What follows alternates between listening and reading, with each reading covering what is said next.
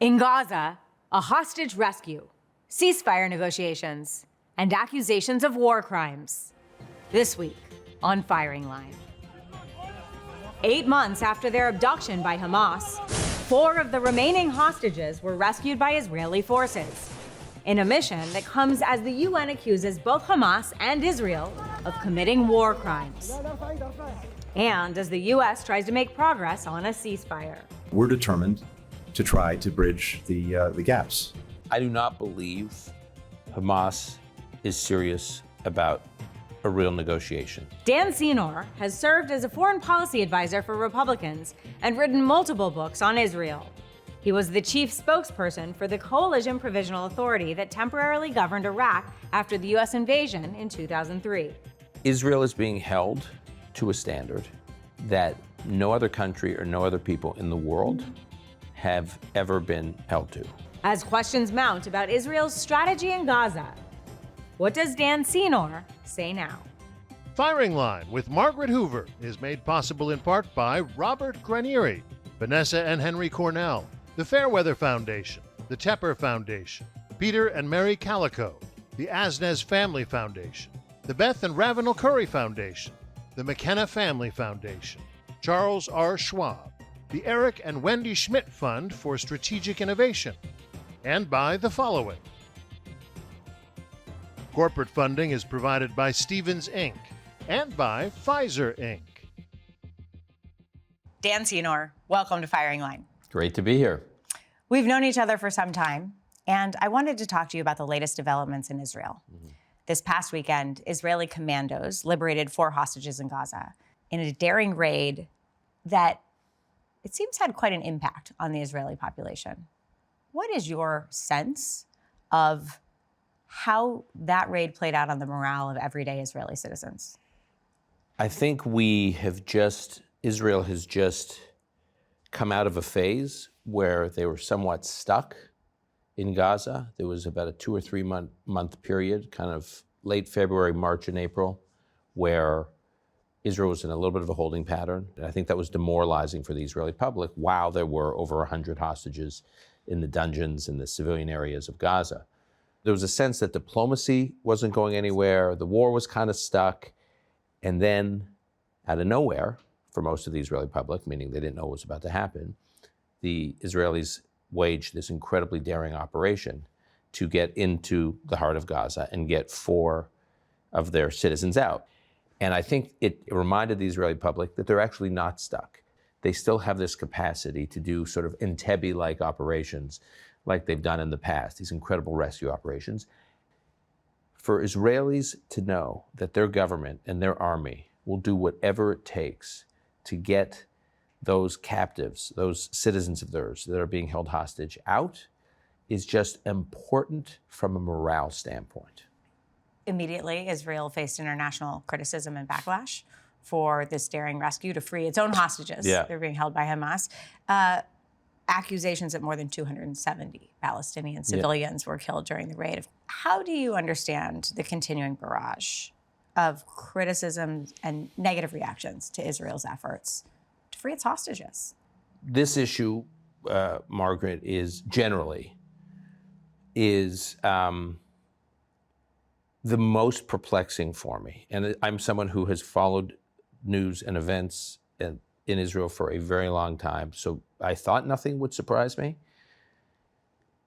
After October 7th, it was the nature of the massacre against Israel was so barbaric, it was so ghoulish, it was so unfathomable relative to other attacks against Israel over the decades. And I thought naively, I like kick myself for this. I naively thought in the immediate days after October 7th, I was like, okay, finally the world will be with Israel. Finally the world will get, I just assumed that the outrage of the world would be directed at those who were massacring Jews. I did not think within a matter of days, the outrage of the world would be directed at Jews for objecting to being massacred. Right.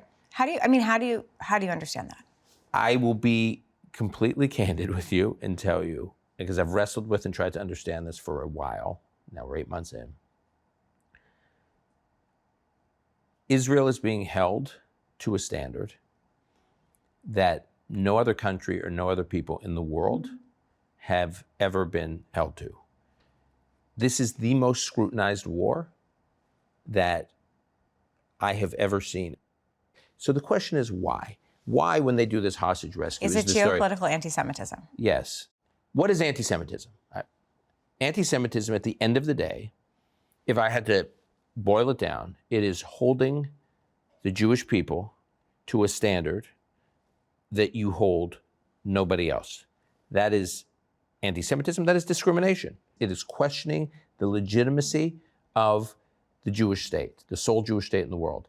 And so against that backdrop, in a sense, it's not surprising that everything the Jewish state does is wrong, if that's your frame. And when you say everyone else can do X, Y, and Z, but the Jewish state can't, that is a form of discrimination, and that is anti-Semitism. And that is what we're watching now. And That's what filters into every critique. Absolutely. On Tuesday, Israel killed a top Hezbollah commander. This led to another barrage of rockets. How do you assess the likelihood of the conflict expanding to the northern border? And frankly, what are the tools or the effective means for deterrence? I was surprised that Hezbollah did not join the war in the early days of it. To what do you credit that? A few things. One, I think Israel responded appropriately but very aggressively to Hamas in Gaza, and so Hezbollah kind of watched, and they were like, if Israel's going to turn Gaza into Stalingrad, we don't want, we got to be careful whether or not we invite that up north. A. B. I think the Biden administration was very strong in the early weeks.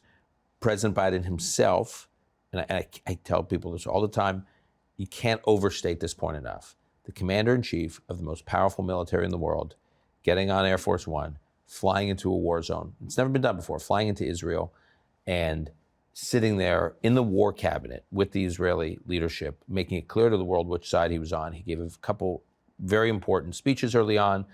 So I think all of those factors. That said, to your question, I think it's just a matter of time before Israel has to deal with the north. There are some within the Israeli security establishment that want to deal with Hezbollah, and they want to deal with it sooner rather than later. I just don't see how Israel avoids a multi-front situation at some point. Let's go back to Gaza. 2 weeks ago, President Biden announced a 3-phase plan to end the war in Gaza. As of this week, it garnered the endorsement of the UN Security Council. The gist of it, that Biden said in phase 2, Israeli forces would withdraw from Gaza as long as Hamas lives up to its commitments, suggests that the plan does not actually account for the eradication of Hamas. This is a big gaping hole in the negotiations. So what should the Biden, at this point now, we've moved forward 2 weeks, the UN Security Council has signed on, seems as though Hamas is not. What can the Biden administration do now? What should they do now? So let me start with this. I do not believe Hamas is serious about a real negotiation. The reason I do not believe Hamas is serious about a real negotiation is because they think they are winning. And the reason they think they are winning is because over the last few months, pressure has been mounting on Israel, not on Hamas. How does Hamas agree to a ceasefire that eliminates it? Of course, the idea that Hamas would negotiate a ceasefire that negotiates them out of existence is preposterous. They're not going to do that, especially if they think time is on their side. A deal that ensures that they aren't around anymore is a loss that I don't think they're going to sign up for. So the Biden administration should continue to support Israel in its prosecution of the war. Yeah, well, is your ideal policy? I thought President Biden said some important things in that May 31st speech, even though I thought there were some big holes in it. The important thing that President Biden said is effectively what he said is this is Hamas's last chance. It's the most generous deal you're going to get. This is the deal. This is the final. Now, my advice to President Biden would have been take it one step further and say in that same statement, not only Hamas is this your last chance, but if you do not come to seriously negotiate and try to reach an accommodation to get the hostages out and reach some kind of pause in fighting or ceasefire, we're done. America's done. We're done trying to facilitate a process. Israel has a green light to fight this war the way it wants to fight. Oh, by the way, we've been supplying arms to Israel from day one of this war, and we are going to keep supplying arms to Israel indefinitely. It's out of our hands. It's in Israel's. Good luck. Deal with Israel. I think that was like the missing piece that I wish would have been in there. So conservative columnist David French wrote, quote, "A modern army like Israel's can absolutely defeat Hamas, regardless of whether it provides aid to civilians. But as we've learned in our own wars abroad, it cannot preserve the victory unless it meets Gazans' most basic needs." I mean, maybe it's not the IDF providing for the most basic needs, but at least providing the security for those needs to be met. Is there even by others? Hamas, especially the current iteration of Hamas, meaning the leadership under Sinwar, one of his great innovations was imposing the cost on any Palestinian that works with Israel, imposing a cost that is so shockingly high. When he took over Hamas, he was famous for the incredible retribution against Palestinians that work with Israelis. The most overwhelming majority of Palestinians are terrified of Hamas. The idea that serious-minded Palestinians are going to step up and say, Hamas isn't totally defeated. In fact, the world is pressuring Israel, not Hamas. So Hamas is projecting strength and momentum. Hamas may get away with what they did on October 7th, but we're going to stand up and work with the IDF or moderate Arab forces and start trying to govern Gaza. Most of them think they'll be dead within 24 hours. So again, the idea, I think there's more Israel could be doing to be thinking, in thinking through post-war. But at the end of the day, it's actually kind of impossible to imagine until most Palestinians in Gaza believe Hamas is gone and is not coming back. So long as they think Hamas is sort of, to borrow an American sports metaphor, hanging around the hoop, none of them want to stick their heads up because they are terrified that they will face the same fate that Israelis faced in southern Israel on October 7th. They don't want to take that risk. And so this is this world in which Israel's stuck. Now, could Israel get in these moderate Arab forces to come in and try to govern Gaza? Or provide for stability of the Palestinian people? I am totally for experimenting with that and seeing where it will go. I am highly skeptical that governments in the region will want to send their own personnel into the meat grinder that is Gaza and risk the lives of Saudi nationals and Emirati nationals. Yeah. Do you think the citizens in the Kingdom of Saudi Arabia are going to be like, we're okay with our sons getting slaughtered in Gaza? Israel's got to live in the practical world. The practical world is we live a few miles from where there was this like Nazi-like attempt at war against the Jewish people. So tell us who's providing security. Tell us who's going to make sure that's not going to happen again. And no one at a very practical level can provide a serious alternative other than white papers and op-eds, other than the IDF doing it. We talked about the ceasefire plan that President Biden announced 2 weeks ago. Phase one of the proposed ceasefire involves exchanging hundreds of Palestinian prisoners for hostages held by Hamas. Israel has faced dilemmas over these kind of prisoner swaps in the past, and one of the most controversial swaps in the past was in 1985, when Israel traded 3 POWs for more than 1,000 Palestinian prisoners. And one of those Palestinian prisoners that was released was Ahmed Yassin, who later founded Hamas. Look at this clip of Israeli Prime Minister Benjamin Netanyahu with William F. Buckley Jr. on the original firing line in 1986, referring to that prisoner swap. Take a look. You're facing here blackmailers, bullies. And the only way you can deal with that is to first say, I am not going to be afraid and I'm not going to concede. In fact, I'm going to fight you back. That is really the essence of fighting back terrorists. It starts with the refusal to be intimidated, which is the only starting point for which has been the Israeli tradition, except for that huge exception of last year, right? Mm-hmm. Now, what was the reason for that exception?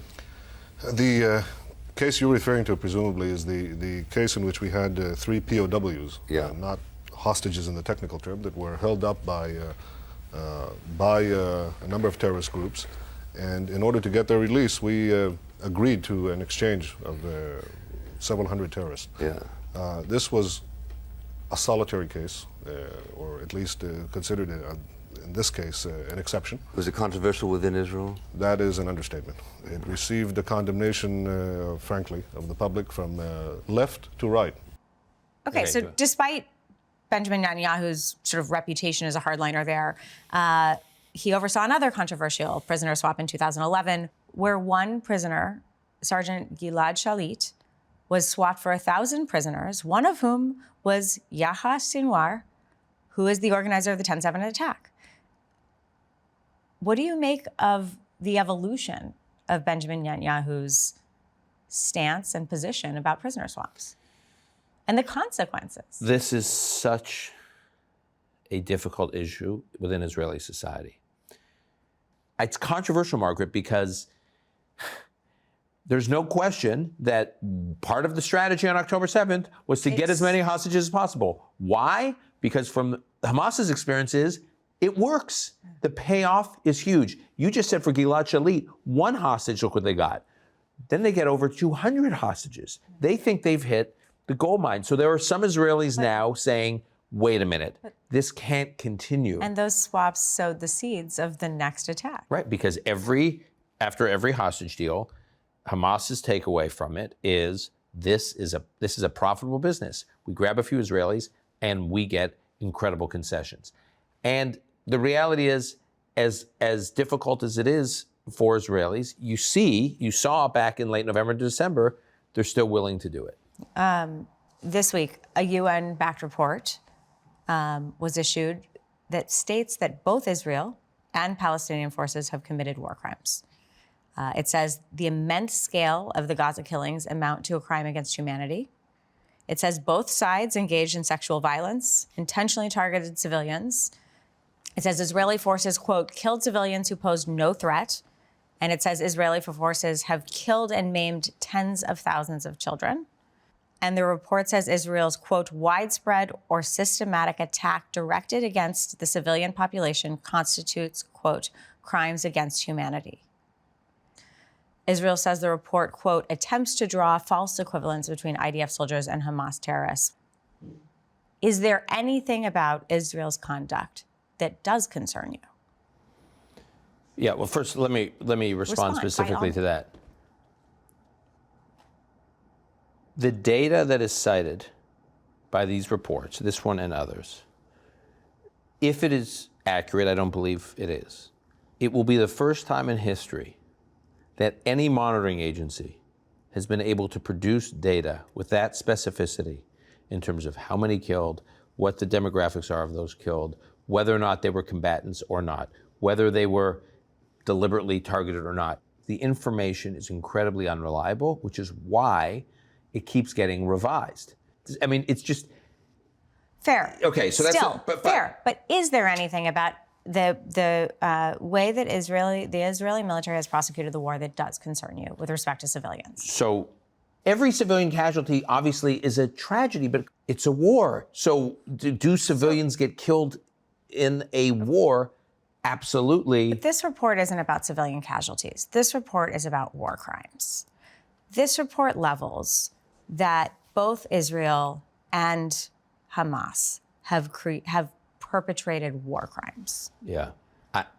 What is your response? I would love to see some real specificity on what the actual war crime is. What is the actual war crime? Israel warns They say Israeli forces killed civilians who posed no threat, and it says that Israel forces have, quote, killed and maimed tens of thousands of children. I know you doubt the number's the issue.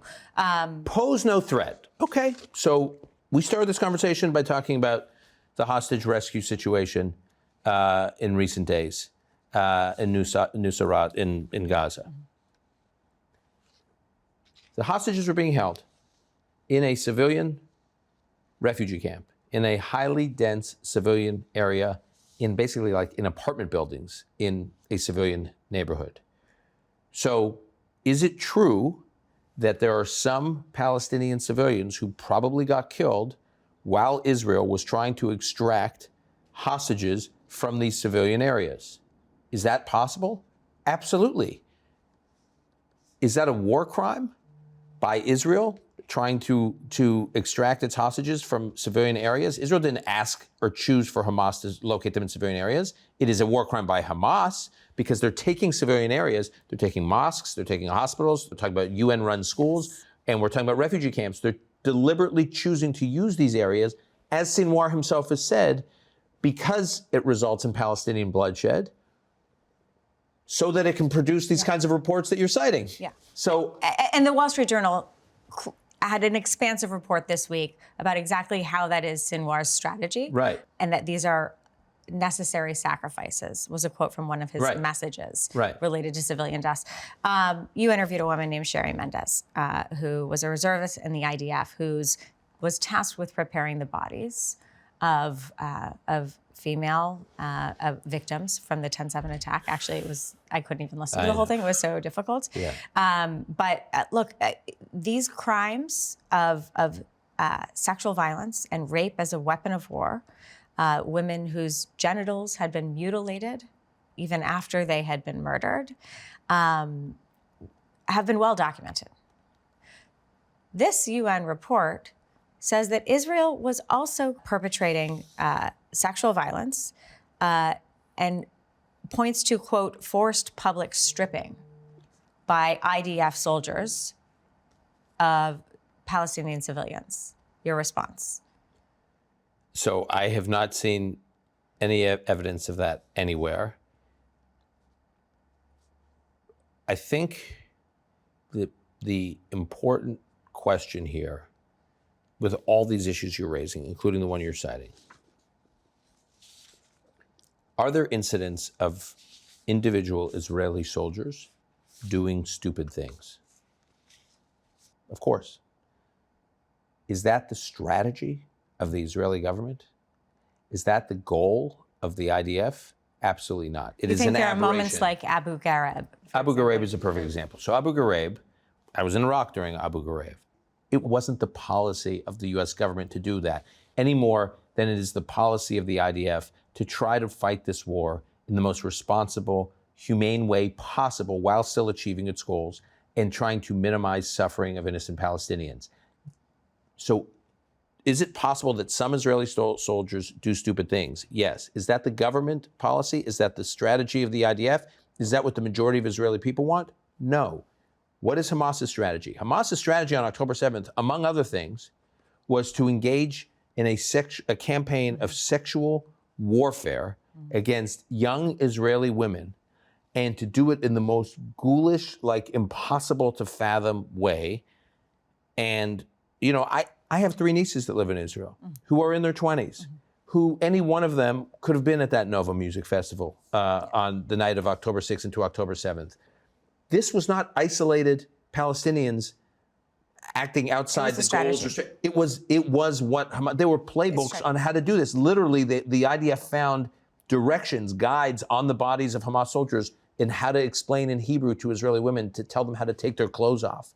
This was not some like, oh, by the way, someone got out of control. This was the strategy. This was the war, and they wanted it, shockingly, broadcast to the world. So I think that the follow-up question that critics say is that if the Israelis know that putting civilians at risk is part of the strategy, is it incumbent on some level on Israel to be aware of that and operate at some degree of higher standard in order to try to minimize it? Which is, yes, absolutely. And which is why I think Israel does things at times that undermines the security of their forces, which is to say, before they go into most civilian areas, when they know that there are Hamas cells, they alert the civilian population to say, we're coming in. So they drop millions of leaflets, they send millions of text messages, they do all the communications possible to tell these civilians to get out because they're coming to target a specific military leader or military unit, and we want to clear as many civilians out of the way as possible. In the lead up to the Rafah operation, Israel moved about 950,000 Palestinian civilians in a 10-day period out of Rafah so it could begin its operation in Rafah. The easiest thing to do for Israel, if they had no care for civilian casualties, is to just flatten the place. Basically do to Gaza what the Western allies did to Dresden in World War II. We are fighting this war at a higher standard than any other country has in the world. We're trying to fight this war as humanely as possible. Dan Senor, thank you for joining me on Great Firing to be Line. with you.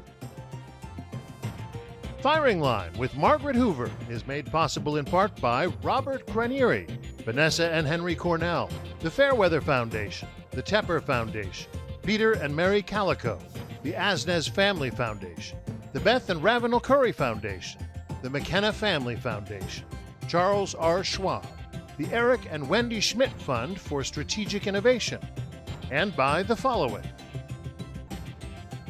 Corporate funding is provided by Stevens Inc. and by Pfizer Inc.